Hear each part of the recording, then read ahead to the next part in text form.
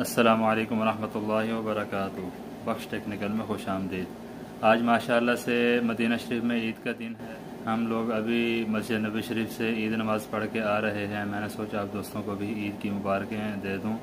आप सब दोस्तों को जहां जहां पे भी आप ये वीडियो देख रहे हैं, आप सबको मेरी तरफ से ईद की बहुत बहुत खुशियाँ मुबारक हो। दुआ है अल्लाह ताला ने जिनको हज की सादत नसीब अता फरमाई है, अल्लाह ताला उनके हज को कबूल व मंजूर फरमाए।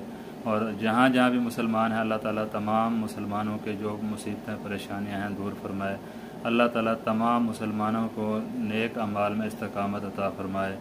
मेरी तरफ से आप सबको बहुत बहुत खुशियाँ मुबारक हो। मुझे पता है आप दोस्त सब मसरूफ़ होंगे अपने काम में, किसी की कुर्बानी करनी होगी, किसी ने कुछ और काम करने होंगे, तो अपने अपने काम में रहें।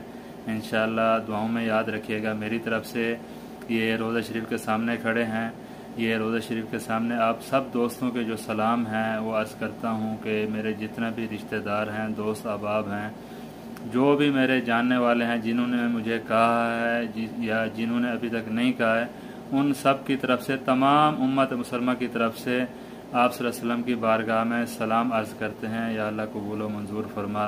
तो मिलते हैं अगली वीडियो में। अपना रखिएगा बहुत सारा ख्याल। अल्लाह हाफ़िज़।